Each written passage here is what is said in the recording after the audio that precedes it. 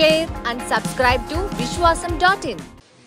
ఈ 5 ఏళ్ల పాటు ఎవరినైతే ఏ వర్గాలనైతే కాసుకున్నారో, ఏ వర్గాల దీన్ని అభ్యున్నతికి పాటుపడుతూ వచ్చారో, రాష్ట్ర అభివృద్ధితో పాటు వాళ్ళు ఎంత ఉత్సాహంతో పోలింగ్లో పార్టిసిపేట్ చేశారు. అందులో ముఖ్యంగా మహిళలు పోలింగ్ పర్సెంటేజ్ ఇవన్నీ చూసిన తర్వాత ఎవరు అంచనాలు వాళ్ళు వేసుకోవచ్చు. మాకైతే ఖాయంగా కనపడుతోంది గవర్నమెంట్ వస్తుంది, చాలా బాగా వస్తుంది. జగన్మోహన్ రెడ్డి గారి మీద అంత వ్యతిరేకత పెంచుకుని ఈ వర్గాలు ఏ వర్గాల కోసం అయితే నిలబడినాడు వాళ్ళు రావడానికి అంత ఇది రీజన్ కనపడత లేదు. వీళ్ళందరూ చంద్రబాబు నాయుడు కానీ ఆయన పార్టీ కానీ పెట్టిన సూపర్ 6 అనే ఇది కానీ, లేదా ఆయన అర్జెంటుగా తెచ్చుకోవాలని వాళ్ళ కోరికుందా అని చూద్దామంటే అంతా అటువైపు కనపడలేదు. ఎందుకంటే చంద్రబాబు నాయుడికే తన అజెండా మీద నమ్మకం లేదు. ఆయన సూపర్ 6 గురించి కూడా ప్రచారం చేసుకోవాలి. ఆయన ఎంతసేపు ఉన్నా జగన్మోహన్ రెడ్డి గారి మీద వ్యక్తిగతంగా దాడులో, లేదా వివేకానంద రెడ్డి హత్యను, ఇంకా గొడ్డలు అనడము, ఇంకోటి కుటుంబం దీనికి వాళ్ళకి సంబంధించిన కుటుంబ సమస్యల గురించి తీసుకొచ్చి పెట్టడము, లేదు లాస్ట్లో ల్యాండ్ టైటిలింగ్ యాక్ట్ అని ఇంకోటి తీసుకొచ్చి ఒక అర్థం లేని ఇది దేన్నైతే వాళ్ళు ఆ రోజు సపోర్ట్ చేశారు, దేన్నైతే ఈరోజు ఐ థింక్ నీతి ఆయోగ్ వాళ్ళ దాంట్లో కూడా ఉంది, దాన్ని ఒక ఇష్యూ కింద చేసి ఆయన ఇచ్చిన హామీలే గట్టిగా చెప్పుకోలేని వచ్చాడు. ఎందుకంటే ఆయనకే నమ్మకం లేదు. ఇంతకుముందు కూడా చెప్పాం, అది హామీలను అమలు చేస్తాడే నమ్మకం జనానికి లేదని, ప్రజలకు లేదని. అది ఆయనకు అవగాహన ఉంది కాబట్టి అది వదిలేసి కేవలం వైఎస్ఆర్ కాంగ్రెస్ పార్టీని, లేదా వైఎస్ఆర్ కాంగ్రెస్ పార్టీ నాయకులను, అందరికంటే ముఖ్యంగా జగన్మోహన్ రెడ్డి గారిని వ్యక్తిగతంగా దూషిస్తూ మొత్తం వాళ్ళ క్యాంపెయిన్ అంతా దాంట్లో నడిచింది. సో ఆ నేపథ్యంలో ప్రజలు ఆయన ఇచ్చిన హామీల మీద నమ్ముకొని వచ్చింటున్నారనడానికి అది కనపడట్లా. ఉంటే ఆయనే చెప్పేవాడు దాని గురించి, వాళ్ళు దాని గురించి మాట్లాడేవాడు. వేరే మా నాయకుడు ఆయన మొత్తం ఒకే థీమ్ మీద మీరు గమనిస్తే ఈ 5 ఏళ్ల పాటు తాను రాష్ట్ర అభివృద్ధికి సంక్షేమం ద్వారా, లేదా మొత్తం డీసెంట్రలైజేషన్ ఆఫ్ పరిపాలన, సుపరిపాలన అందించడం ద్వారా తాను ఏం చేశాడో ఇవే చెప్పాడు. ఇవి కంటిన్యూ కావాలా అనుకుంటే నన్ను దీవించండి అని అడిగాడు. ఈ థీమ్ బలంగా కంటిన్యూస్ జనంలోకి వెళ్తూ వచ్చింది. మేము ఎప్పుడు చెప్తుండేవాళ్ళం కదా, 87% లబ్ధిదారులు ఏదో ఒక రూపంలో బెనిఫిట్ పొందిన వాళ్ళందరూ అవును ఇది నిజం అనుకున్నారు. కరెక్టే కదా, ఇది కంటిన్యూ అయితే మా బతుకుల్లో ఇంకా మెరుగైన మెలుపు వస్తుంది, మేలు మలుపు వస్తుంది, ఇంకా వెలుగు పెరుగుతుంది, కుటుంబం అభివృద్ధి జరుగుతుంది అని వాళ్ళు నమ్మారు. ఏదైతే హోప్ పెట్టుకున్నామో వాళ్ళు ఓన్ చేసుకున్నారు ఈరోజు. అది కనపడుతుంది. అంటే మా దాంట్లో ఇది క్రిస్టల్ క్లియర్గా ఒక వ్యాలిడ్ రీజన్ కనపడుతుంది. నాకు టీడీపీ వైపు నుంచి ఒక్క రీజన్ చెప్పండి, మేము మీడియానే అడుగుతున్నా, ఇదిగో ఈ రీజన్ వల్ల వీళ్ళకి వచ్చి ఉండొచ్చు కదా అని అనుకోవడానికి ఒక్కటి చెప్పండి.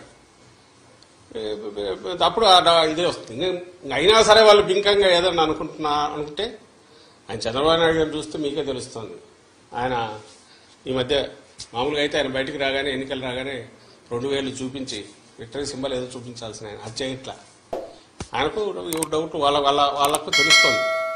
It is well return on the wall. రేపు June 4th దీంట్లో కౌంటింగ్లో రాబోతుంది. అది దానికి సరైన కారణం ఉంది.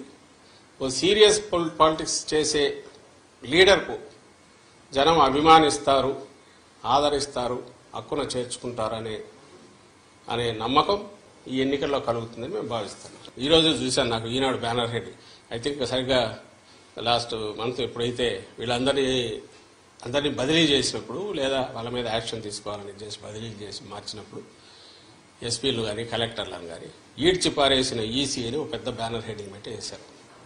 ఆ రోజు నుంచి చెప్తున్నాం, ఈ పురంధేశ్వరో ఇంకోరో మాకు ఇదిగో ఈ కంప్లైంట్లు ఉన్నాయని అపోజిషన్ రాయడంలో తప్పేం లేదు. కానీ ఎవరిని పెట్టాలని కూడా వాళ్ళే సజెస్ట్ చేశారు.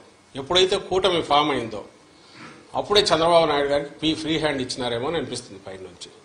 ఆ మేరకు కొంచెం ఒత్తిళ్లు పనిచేసాయనడానికి బలమైన ఇది ఆ రోజు హడావుడిగా అంతమందిని మార్చినప్పుడు చెప్తున్నాం, పట్టులేని వాళ్ళు వస్తే కష్టమని.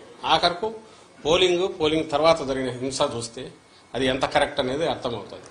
ఈరోజు మళ్ళీ వాళ్ళు అదే పెడుతున్నారు. పాయింట్ వచ్చి ఎక్కడైతే అధికారులు వాళ్ళు కదిలించి రకరకాల కారణాలు చూపి చేయించుకున్నారో అక్కడే ఇవి జరగడం. అంటే పెడితే మరి వీళ్ళు ఏజెంట్ల కింద పనిచేస్తారు కదా అని అనుకుంటే ఈ మాత్రం ఇది కూడా జరిగేది కాదు ప్రికాషన్ తీసుకుంటే. కానీ అట్లీస్ట్ ఇప్పటికైనా మేలు. ఇప్పుడు రియలైజ్ కావాల్సింది కానీ ప్రజలు కూడా గమనించాల్సింది ఏంటంటే ఆ రోజు అధికారులు తప్పించి ఎవరైతే తెచ్చుకున్నారో వీళ్ళుండగా జరగడం అంటే అది ఈసీ ఫెయిల్యూరు ప్లస్ టీడీపీ కుట్రపూరితంగా చేసింది అని రెండైతే అవగాహన అర్థమవుతుంది కదా. ఈ నేపథ్యంలో మళ్ళీ వేటు అని చెప్పి ఈరోజు వాళ్ళు చేసేసి ఏదో తమ ప్రతిభనో లేకపోతే టీడీపీ చాలా నిష్పాక్షికంగా ఉందో లేదా ఈసీ నిష్పాక్షంగా వ్యవహరించిందో అన్నట్టు ఈ పత్రికల్లో దాన్ని ఉపయోగించుకుని బ్యానర్లు పెట్టడమే ఆశ్చర్యంగా ఉంది. ఏదైతే మేము చెప్తూ వచ్చామో అదే జరిగింది. వైఎస్ఆర్ కాంగ్రెస్ పార్టీ మళ్ళీ చెప్తున్నాం, జగన్మోహన్ రెడ్డి గారు కానీ మా పార్టీ కానీ ఎట్టి పరిస్థితుల్లోనూ ప్రజలములో మమేకమై ప్రజల ఆకాంక్షలకు తగినట్టు ప్రజలకు దీనికి తగినట్టు చేసి తద్వారా బ్లెస్సింగ్స్ తీసుకొని మళ్ళీ పాలనలో కొనసాగాలనుకుంటామే తప్ప ఇట్లా అడ్డగోలుగా వ్యవస్థల్లో దూరో ఎవరినల్లా ఎస్పీలను పెట్టుకునో 3 కలెక్టర్లను పెట్టుకునో దాని ద్వారా ఎన్నికలు మేనేజ్ చేసి రిజల్ట్స్ ఏవో వస్తాయి అనుకోను ఇప్పుడు కూడా రాస్తున్నాడు ఆయన. ఆశ్చర్యం వేస్తుంది. ఈ ఆఫీస్ ఏదో అప్గ్రేడ్ చేయొద్దు మొన్న రాశాడు, ఏది పథకాలు ఆపేసి కాంట్రాక్టర్లకు బిల్లులు పే చేస్తున్నారు. అసలు ఏమనుకుంటాడో అర్థం కావట్లేదు చంద్రబాబు నాయుడు. అధికారం లేక ఆల్రెడీ వచ్చేసాను అనుకుంటున్నాడు. మధ్యలో 5 ఏళ్ళు గ్యాప్ వచ్చినా కూడా తనకుంగా ఇది దిగినట్లేదు. అది అన్యాయమైన ఇది. సీసీ కెమెరాలు అనేవి అది వీళ్ళు చేసిన పనే. వాళ్ళకి కావాల్సిన వాళ్ళని వీళ్ళని తీసుకొచ్చో అక్కడ పెట్టుకొని దౌర్జన్యానికి దిగి హింసాకాండ క్రియేట్ చేసి భయోత్పాతం క్రియేట్ చేయడము, దాంట్లో నుంచి ఏదైనా లాభం పొందాలని చూడడం ఏదైతే ముందు నుంచి టీడీపీ నేచర్ ఉందో ఇక్కడ కూడా అదే కనపడుతుంది. సీసీ కెమెరాలు ఉండేదే ఎవరైనా నేరం ఏదైనా జరిగితే దాన్ని పట్టుకోవడానికి ఉపయోగపడాల్సినవి. పోలీసులు పోయి దాన్ని పగలగొట్టడం అంటే ఇంకా అంతకంటే ఘోరం ఏమైనా ఉంటుందా? దాని మీద ఈసీకి మళ్ళీ కంప్లైంట్ పెడుతున్నాము, ఇది చేస్తాం. కానీ ఈ మొత్తం ఈ 10-15 ఈ మన ఎన్నికలు అయినప్పటి నుంచి జరుగుతున్నవి చూస్తే మాత్రం టార్గెటెడ్గా తెలుగుదేశం పార్టీ ఈ ఎలక్షన్ కమిషన్లో తనకు మేము చెప్తున్నాము. ప్లస్ అన్నిటికంటే ఇదేంటే ఎవరు మన తెలుగుదేశం పార్టీ కూడా ఆ రోజు సపోర్ట్ చేసింది. అది కూడా మేము తెచ్చి చూపించాము. అయినా సరే దాని మీద అడ్డగోలుగా అది ప్రపంచం బద్దలైపోతుంది, తలకిందులు అవుతోంది, ఆస్తులు ఎవరివి ఎక్కడా ఉండవని అంతవరకు తీసుకెళ్లి వాళ్ళ ఆఖరికి చేసిన డ్రామాలన్నీ నాకు తెలియగలుగుతాను. మళ్ళీ ఈ రోజు దాని గురించి మాట్లాడట్లా. Like, share and subscribe to Vishwasam.in.